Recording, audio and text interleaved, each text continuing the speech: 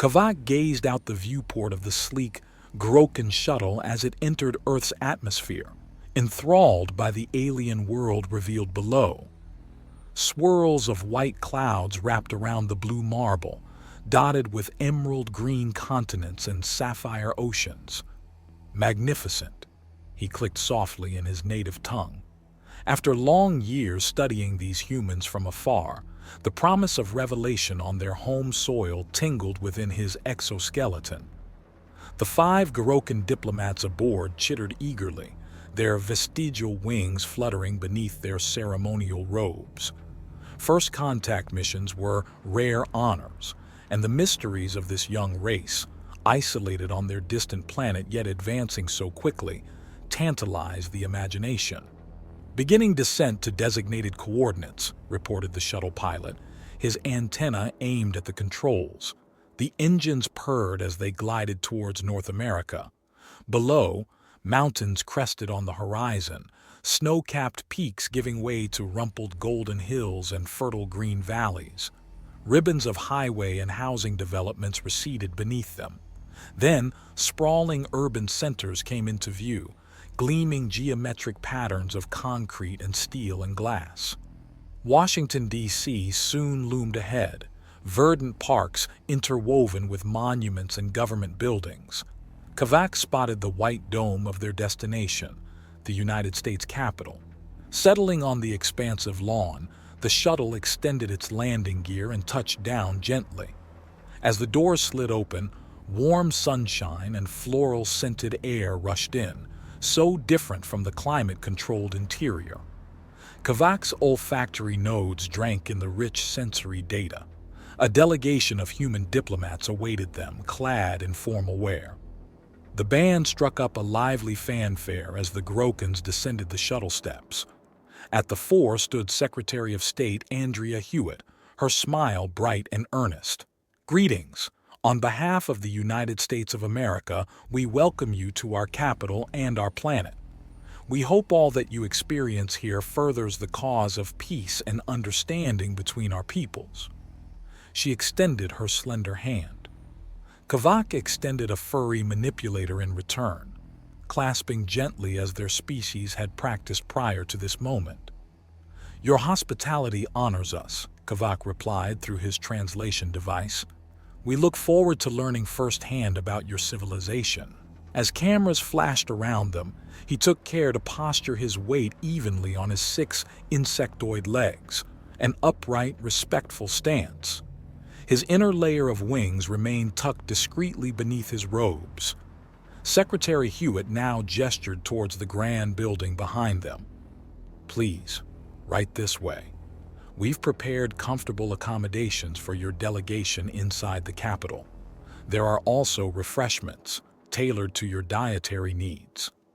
They proceeded up the steps and through the towering bronze doors. Kavak admired the soaring architecture, ornate yet sturdy.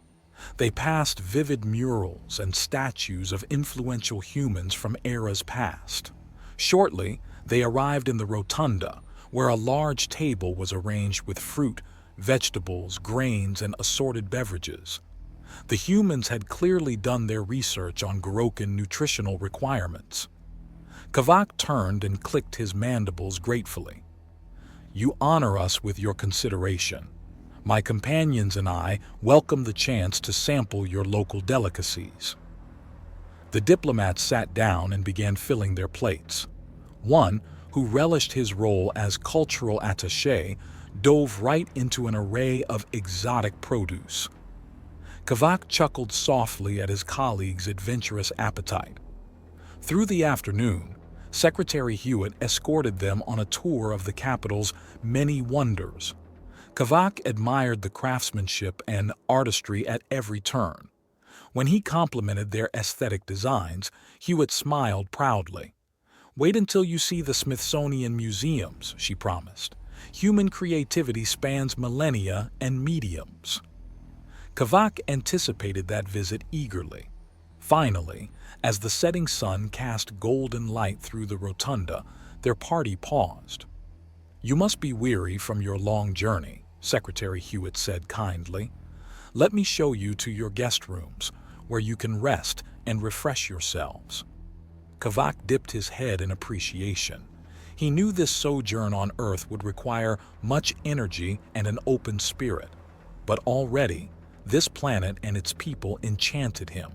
What wonders lay in store on the days ahead? The next morning, Kavak joined his fellow diplomats in the Capitol Rotunda for an energizing breakfast. As he sipped a nutritious beverage, Secretary Hewitt arrived to usher them outside. "I thought we'd begin our tour by seeing some key landmarks here in Washington," she said brightly. Their motorcade made its way down tree-lined boulevards past historic sites like the Washington Monument and Lincoln Memorial. Kavak was struck by how reverently the humans preserved relics of their heritage. At the White House, the aliens were granted a brief yet poignant meeting with the president. Though pressed for time, he warmly grasped each diplomat's manipulator. "I hope you come to see the best of what Earth and humanity have to offer," he told them sincerely. Kavak was honored by his welcome. The next stop was the National Air and Space Museum, home to famous vessels like the Wright brothers Flyer and Apollo 11. There, Kavak gained a new appreciation for humanity's intrepid spirit of exploration. "We have our sights set on the stars," a guide explained as they stood under the massive Saturn V rocket. Kavak clicked his mandibles encouragingly, relating this to his own people's journey between worlds. Afterwards, Secretary Hewitt suggested visiting the National Museum of Natural History. Its towering rotunda showcased breathtaking dioramas of Earth's ecological diversity. "From the depths of the oceans to the highest mountain peaks, our planet harbors beautiful and fragile habitats," she noted. Kavak admired the realistic scenes, so unlike his home world. Delving deeper into the museum, the aliens were awed by ancient mammals and dinosaurs, brought to life in skeletal and reconstructed form. Human scientists had pieced together vanished eons through patient study. The delegates also observed hundreds of preserved plant specimens and cultural artifacts in vivid detail. Kavak realized he could spend weeks here, immersed in this account of Earth's rich history and life. By afternoon's end, the diplomats were happily exhausted. As the motorcade returned them to the Capitol, Kavak reflected on all he had experienced. Though so much was foreign, he felt a kinship with these people and their world. Their ingenuity, ambition, and reverence for knowledge resonated within him. He looked forward to the coming days of their visit. Back in the rotunda, Secretary Hewitt wished them a good evening. "Get some rest," she recommended. "Tomorrow you leave for New York City," Kavak trilled eagerly. If today was any indication, this exhilarating human metropolis would surely astound his senses. He settled in his quarters, anxious for tomorrow's revelations. Though far from home on this alien sphere, Kavak felt enveloped in hospitality. Without doubt, the promise of discovery here was boundless. What treasures awaited as their journey continued? The next leg of the Gorokan diplomatic tour began with a flight to New York City. As their aircraft descended towards Manhattan, Kavak gazed out in awe at the dense clusters of skyscrapers. Secretary Hewitt smiled at his reaction. "Quite the view, isn't it? This city captures humanity's boundless drive to build and create." From the tower of the Empire State Building, Kavak had a panoramic vista of New York's famous landmarks, grand bridges, green parks, glittering riverside vistas, and streets teeming with life. At ground level, the sensory feast continued. The aliens toured bustling Times Square, serene Central Park, and the reverent memorials to fallen police and firefighters. The energetic pace and crowded spaces often overwhelmed the diplomats. But there was joy as well. Street performers dancing, food vendors serving exotic smells, jumbo screens flashing in mesmerizing lights. Kavak's favorite site was the Metropolitan Museum of Art. He wandered spellbound through vaulted halls filled with humanity's creative brilliance, paintings, sculptures, fashion, furnishings, and more from across the ages. "Your species' artistry has no limits," he exclaimed, charmed by a gallery of Monet's radiant water lilies. His companions lingered just as enthralled over Van Gogh's vibrant strokes. That evening, Secretary Hewitt escorted them to dinner at a Michelin-starred restaurant known for cosmopolitan cuisine. Kavak savored every flavorful bite. On the final day, she took them to Broadway. As the theater lights dimmed, Kavak sat transfixed through a powerful performance of Les Miserables. The soaring music and dramatic tale transcended language. Departing New York, the delegates were already nostalgic. "Your cities overflow with marvels," Kavak told Secretary Hewitt. "I see now why humans gather in such thriving hives." She laughed. "Just wait. Your next stop is the American West. Vast open spaces that will take your breath away." Kavak fluttered his vestigial wings in anticipation. Thus far, these travels had unveiled humanity's genius flourishing within crowded metropolises. He was eager to experience their connection to the natural world. Their flight landed in Wyoming, gateway to Yellowstone National Park. A bushy-bearded park ranger greeted them. "We've got quite the tour planned," he assured them. "This wilderness has remained pristine for eons. Prepare to be amazed." And amazed they were. Kavak stood awestruck upon cliffsides watching bison roam valley floors. The geysers blasted towering plumes of mineral steam skyward. Hiking alpine trails, Kavak gained perspective on humanity's small, fleeting place within Earth's ancient timescale. Around glowing campfires at night, the ranger spoke of preserving such splendor. Kavak now saw this world through human eyes, at once magnificent, fragile, and worth fighting for. It contained endless multitudes, he realized. Having experienced their bustling cities and natural beauty, Kavak felt a deeper kinship with these enterprising, passionate, creative people. What a joy it was to explore life's possibilities at their side. The Gorokan diplomats bid farewell to Yellowstone, invigorated yet road-weary. Their journey next took them across Midwestern farmlands, then eastwards to the rugged Appalachian Mountains. Kavak admired the fertile patchwork fields and quaint hamlets along the way. But soon dramatic forested peaks rose around them. Secretary Hewitt grinned eagerly from the seat beside him. "I can tell you've enjoyed wide-open spaces," she said. "So I thought you'd like to spend a few days tucked away in the Smoky Mountains." The fresh alpine air and trailing mist intrigued Kavak's senses as they drove into Great Smoky Mountains National Park. Birds sang and streams babbled audibly in the secluded wooded valleys. At the rustic lodge quarters, their host was Willie Jimson, a park trailblazer. "Howdy, folks," he greeted warmly. "Let me be the first to welcome y'all to a real slice of paradise." Kavak soon saw why. They spent the next days hiking sun-dappled trails, observing wildlife, and marveling at waterfalls pouring like liquid jewels down sheer mountainsides. Around glowing campfires at night, Willie shared colorful tales of the park's history and ecology. Kavak was fascinated by humans' deep roots in places like these. One morning, Willie led them down a winding trail. "Got a real special spot to show you," he said with a twinkle. The path ended at a mist-veiled overlook. As the clouds parted, Kavak gasped. Spread below them was an epic landscape of hazy blue ridges marching to the horizon. "Magnificent, isn't it?" Willie remarked. "No matter how often I see it, takes my breath away every time." Kavak observed the scene in reverent silence. Gazing out at such grandeur, he felt profoundly connected to this living world and its stoic human protectors. On their final day, the diplomats reluctantly packed up to depart, but Secretary Hewitt had one last surprise, a chance to meet some wild black bears. They gathered at an overlook above a grassy valley. Soon a mother lumbered out with two playful cubs. Kavak was delighted by their antics.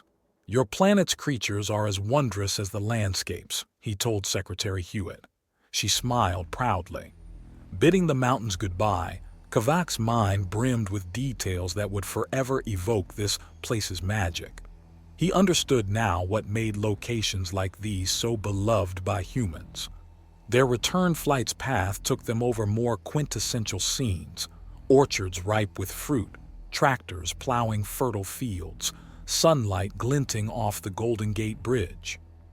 Gazing down at this bountiful land, Kavak gained new insight into the human relationship with their world. He now recognized Earth itself as humanity's home, provider, and priceless charge. What a privilege it had been to wander briefly as an awed guest. The Grokan's mission of bridge building had been profoundly furthered here. Kavak hoped one day to welcome these thoughtful stewards into his own planet's wilds. The Grokan diplomatic tour's final stop was Los Angeles, where Secretary Hewitt planned a celebratory send-off banquet. Kavak gazed pensively out the shuttle window as the glittering metropolis came into view below. The week spent exploring California delivered delights both urban and natural. In San Francisco, the aliens toured the bustling waterfront, golden-gated vistas, and the city's historic cable cars. Yosemite then stunned Kavak with sheer cliffs and booming waterfalls amid pristine wilderness. Once again, humanity's balance between development and preservation impressed him. Arriving in Los Angeles, Kavak was awed by the sprawling cityscape and sunny beaches. For their final excursion, Secretary Hewitt took them to iconic sites like the Hollywood Walk of Fame, Griffith Observatory, and Disneyland.